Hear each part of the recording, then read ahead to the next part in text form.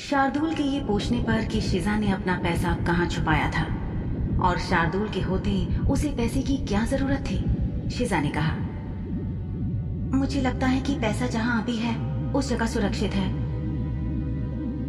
ये पैसा शिजा की बचत था और आखिरी चीज जो वो उसे अपनी उंगलियों से फिसलने देना नहीं चाहती थी।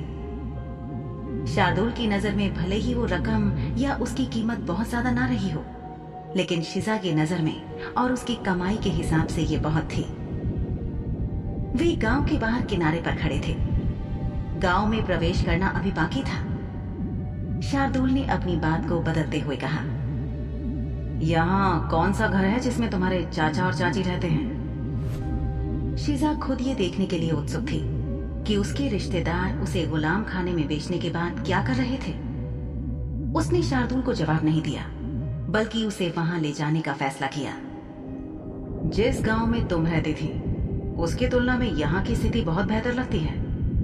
क्या यहाँ कुछ हुआ था? शार्दुल सोच रहा था कि क्या शिजा के गांव के ग्रामीणों को इस बात का आभास था कि वो कौन थी या उसके पिता कौन थे, जिसके कारण वो उनकी नफरत के साथ जी रही थी।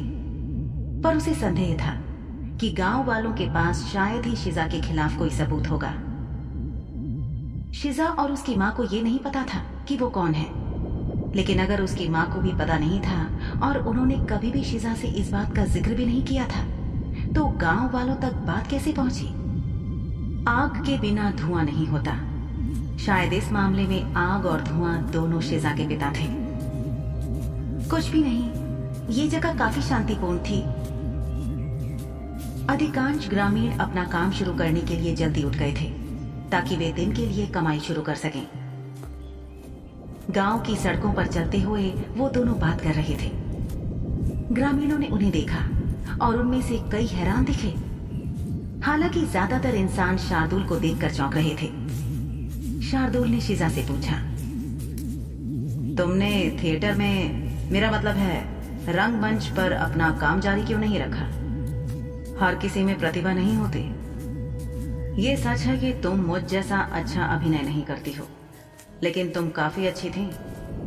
अपनी पसंद की चीज को क्यों छोड़ दिया? शिजा आसपास के लोगों को ध्यान से देख रही थी। उसने शार्दुल को चेताया, यहाँ के लोग पिशाचों के गांव में घूमने के अभ्यस्त नहीं हैं। वे इसे बहुत सामान्य बात की तरह नहीं लेंगे। प्रतिक्रिया हो सकती है। जब मैंने कुछ भी नहीं किया है तो भी अगर वो मेरे प्रति दयालु नहीं है तो फिर मैं भी उनके प्रति दयालु कैसे रहूंगा? देर आए दुरुस्त आए, है ना? वैसे मुझे अभी भरोसा नहीं है कि वो मुझे देख रहे हैं। ध्यान से देखो। शार्दुल के कहने पर शिजा ने ध्यान से देखा और पाया कि वास्तव में लोग उसे ही घूर रहे थे। मैं शर्त लगा सकता हूं कि तुम्हारे रिश्तेदारों ने तुम्हारे गायब होने के बाद तुम्हारे मर जाने की या कोई और बड़ी विचित्र कहानी सुनाई होगी, तभी ये गांव वाले तुम्हें इतने अजीब तरह से घूर रहे हैं। मेरी बात का बुरा मत मानना शिजा, और ना ही मैं तुमको इसमें शामिल कर रहा हूं, लेकिन इंसान बहुत छोटी सोच वाले होते हैं। शिजा ने फौरन अपनी प्रजाति का बचाव करते हुए कहा, हर कोई ऐसा नहीं होता है। बेशक कुछ इंसान समझदार भी होते हैं, लेकिन अक्सर मूर्ख उन पर हावी हो जाते हैं। तुम्हें मेरी बात पर विश्वास नहीं है? मैं अगर अभी यहाँ चिल्लाना शुरू कर दूं कि तुम एक चुड़ैल हो, तो ये लोग बिना अपना दिमाग लगाए आएंगे, भीड़ जमा करेंगे और तुम्हें जला डालेंगे। शार्दुल ने बहुत शांति के साथ कहा। शिजा ने उसे गुस्से में घूरा। मैं सिर्फ मजाक कर रहा हूँ, लेकिन तुम भी जानती हो कि आमतौर पर लोग कैसे होते हैं। मुझे लगता है कि तुम्हारे रिश्तेदारों से मिलना बिल्कुल अद्भुत होगा। मैं ये जानने के लिए इंतजार नहीं कर पा रहा हूँ कि उन्होंने तुम्हारे गायब होने के बारे में लोगों से क्या क्या झूठ बोला होगा। शार्दुल ने गांव के लोगों को देखते हुए ताली बजाई। लोग जो कुछ भी कर रहे थे उसे रोककर खड़े हो गए थे। एक दूसरे के कान में कुछ फुसफुसाते हुए वे सब शार्दुल को देखते रहे। तभी शार्दुल ने अपने नुकीले पिशाची दांतों को दिखाते हुए एक जहरीली मुस्कान दी, जो उन्हें तितर बितर करने के लिए काफी थी। शिजा ने गांव के लोगों को दूर जाते हुए और कुछ को फटाफट उनके घरों के अंदर जाते हुए देखा। उसने संदेह से पूछा, शाह साहब, आपने कुछ किया है क्या? मैं केवल अभिवादन का आदान प्रदान कर रहा था, लेकिन यहाँ के लोग निश्चित रूप से सम्मान करना नहीं जानते। हो सकता है कि एक बार जब हम तुम्हारे चाचा और चाची से मिल लें तो मैं यहाँ कुछ करामात कर सकता हूँ। शार्दुल के चेहरे पर उसकी मुस्कान निरंतर बनी रही। तभी उसकी नजर एक औरत पर पड़ी जो एक बड़ी सी टोकरी उठाए बुत बनी खड़ी थी। महिला सदमे में लग रही थी। उधर देखो, क्या वही औरत तुम्हारी चाची है? शीजा ने फौरन अपनी गर्दन घुमाई और उसने कई दिन बाद अपनी चाची को देखा। वही चाची जो उसकी माँ की मौत के बाद पहले उसे अपने घर ले आई थी और फिर शीजा के साथ उसके घर रहने चली आई थी। शीजा के मन में कई सवाल कौंधने लगे, लेकिन उसके होठों से कोई शब्द नहीं निकला। जब वो अपनी चाची के पास जाकर उसके ठीक सामने खड़ी हुई तो उसने पहले तो चाची के चेहरे पर सदमे के भाव देखे जो अचानक चिंता से ढक गए थे। जमीला चाची। शीजा ने बात की शुरुआत करने की कोशिश की। वो नहीं जानती थी कि उसे तकलीफ ज्यादा हो रही थी या गुस्सा ज्यादा आ रहा था। अपनी खून की रिश्तेदार को ऐसे अंधेरे कुएं में धकेल देना जहां से वापसी मुश्किल थी और भविष्य का कुछ पता नहीं। क्या चाचा चाची ने इसके बारे में एक बार भी नहीं सोचा था? क्या ये बात उनके दिमाग में एक बार भी नहीं आई थी? या खुदा, अरे शीजा बेटी, तुम इतने दिनों से कहां थी? महिला की बेवकूफी पर शार्दुल को कोफ्त हुई। उसने अपने नाखूनों को घूरते हुए सोचा कि क्या आज अपने नुकीले नाखूनों को इस्तेमाल करने का दिन है। शार्दुल को लगा कि शीजा शायद अपनी भावनाओं पर काबू न रख सके, क्योंकि उसके दिल की धड़कनें बहुत धीमी पड़ गई थी। लेकिन तभी शीजा ने अपने जज्बातों को काबू किया और अपनी चाची से सीधे सवाल किया, चाचा कहाँ हैं? वो बाजार में सामान बेचने निकले थे, अब आते ही होंगे। सामान? या मेरे जैसी कोई दूसरी लड़की बेचने गए हैं? शीजा अपनी भावनाओं को रोक नहीं पाई। उन्होंने जो कुछ उसके साथ किया था उसके कारण शीजा बहुत गुस्से में थी। उसे किसी बेजान चीज की तरह बेचना और उसकी भावनाओं के बारे में एक बार भी विचार नहीं करना। ये तुम क्या कह रही हो? मुझे आशा है कि आपको मेरे घर के अंदर कदम रखने से कोई दिक्कत नहीं होगी। शीजा ने अपनी भावनाएं छुपाने के लिए जमीन पर नजरें की और चाची की अनुमति की प्रतीक्षा न करते हुए वो घर में चली गई। अंदर घर का तो जैसे काया पलट हो गया था। बहुत सी सुंदर और कीमती चीजें अब उस घर में नजर आ रही थीं। लगता है चाचा और आपने कोई बड़ा हाथ मारा है। क्या वही चांदी के सिक्के काम आए? मुझे समझ नहीं आ रहा शीजा कि तुम क्या कह रही हो। तुम बैठ के नहीं जाती? हमने तुम्हें बहुत खोजा था, लेकिन कभी नहीं पता लग पाया कि तुम कहाँ चली गई थी। क्या आपने सच में मुझे ढूंढने की कोशिश की थी? ओह हाँ, बेशक हमने बहुत कोशिश की थी। तुम हमारी भतीजी हो, ऐसा ना करना कितना गलत होता। तुम्हारे मुंह से एक और झूठ निकला तो मैं तुम्हारे हलक से खींचकर सच बाहर निकाल दूंगा। शार्दुल ने उस छोटी कद की महिला यानी जमीला को देखकर कहा। उसके शब्द इतने तीखे थे कि जमीला की सांस जैसे रुक गई। ठीक इसी वक्त उसका बचाव करने के लिए उसका शौहर आ गया। घर आते समय उस व्यक्ति को ये अजीब लग रहा था कि कुछ ग्रामीण उसे अजीब नजरों से देख रहे थे, पर उसने ध्यान नहीं दिया था क्योंकि आज वो बहुत खुश था कि उसने बहुत अच्छे दाम पर सब्जियां बेची थीं और उसे मुनाफा हुआ था। ये समझने के लिए कि यहाँ घर के इस कमरे में क्या हो रहा था, उसने चारों तरफ देखा और उसे शीजा नजर आई। वो हक्का बक्का रह गया।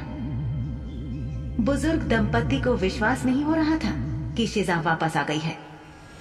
उन्हें साफ साफ बताया गया था कि अब वे उसे दोबारा कभी नहीं देख पाएंगे, लेकिन ये तो उनके सामने थी। उनकी असल समस्या शीजा की मौजूदगी नहीं थी, बल्कि उन्हें इस बात पर विश्वास नहीं हो रहा था कि उन्होंने जैसा सोचा था शीजा उससे कहीं बेहतर हालात में थी। विलायती तौर तरीके के कीमती कपड़े, सलीके से बनाए गए उसके बाल, उसके पैरों के आरामदेह जूते, जो महंगे चमड़े से बने लग रहे थे। उस आदमी पर एक नजर डालते हुए शार्दुल ने बिना किसी लाग लपेट के बहुत साफ शब्दों में कहा, तो तुम हो इसके चाचा। शिजा और मैं यहाँ पास से गुजर रहे थे और तुम दोनों से दुआ सलाम करना चाहते थे। ज़हीम खान, क्या तुम अपनी उस भतीजी का हालचाल नहीं जानना चाहोगे जिसे आपने गुलाम खाने में बेच दिया था? शिजा के चाचा, जो अभी अभी घर के अंदर घुसे ही थे, कुछ भी बोलने में विफल रहे। वो भी जमीला की तरह हक्का बक्का नजर आ रहा था, जैसे कि वे दोनों शिजा को देखने की उम्मीद नहीं कर रहे थे। ये स्पष्ट था कि उन्होंने ही उसे बेचा था। शिजा को समझ नहीं आ रहा था कि ये जानते हुए भी कि इन लोगों की वजह से ही वो गुलाम खाने में पहुंची थी, वो यहाँ आने के लिए क्यों राजी हुई थी। मुझे नहीं पता कि आप किस बारे में बात कर रहे हैं श्रीमान। शिजा, तुम इतने वक्त से कहाँ थी? उस रात जब हम वापस आए तो तुम वहाँ सब्जी की दुकान पर नहीं थी। हमें लगा कि तुम कहीं चली गई हो। शार्दुल ने इस आदमी की बीवी को झूठ ना बोलने को लेकर जो हिदायत दी थी, उसे ये आदमी नहीं सुन पाया था, इसलिए अपना मुंह बिना सोचे समझे चलाए जा रहा था। पति और पत्नी दोनों को अपनी भतीजी एक बेहतर जीवन व्यतीत करते देखकर अपनी आंखों पर विश्वास नहीं हुआ। अपनी शर्मिंदगी छुपाने के लिए वो आदमी ज़हीम चिल्लाया, क्या तुम इस आदमी के साथ भाग गई थी? कितनी शर्मनाक बात है। जमीला ने शर्मिंदगी में अपनी आंखें बंद कर ली। उसे समझ नहीं आ रहा था कि वो अपने पति को कैसे बताए कि शिजा को सच्चाई के बारे में पता चल गया है। शिजा अपने चेहरे पर एक उदास भाव के साथ अपने चाचा को घूरती रही। अब उसे एहसास हुआ कि वो शार्दुल के साथ यहाँ क्यों आई थी। वो अपने चाचा चाची से नाराज थी क्योंकि वो अपने वादों को पूरा नहीं कर सके। आप लोग मेरे सरपरस्त बनकर मेरी जिंदगी में क्यों आए? मैं अपनी माँ की मृत्यु के बाद भी अपना जीवन अकेले जीना जारी रख सकती थी। मैं खुद की देखभाल कर लेती। कम से कम मैं इसके लिए सक्षम थी। अगर आप मेरी देखभाल करने के अपने वचन को नहीं निभा सकते थे तो आपको मेरे पास आने की जरूरत ही क्या थी? बताइए आखिर क्यों? हमने ऐसा कुछ नहीं किया जिसका तुम दावा कर रही हो।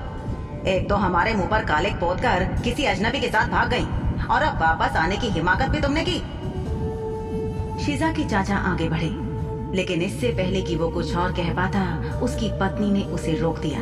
वो बोली, ये आखिर क्यों से तुम्हारा क्या मतलब है? तुम्हारा ख्याल रखने के लिए हमारी आभारी होने के बजाय तुम किसी बच्चे की तरह नखरे कर रही हो।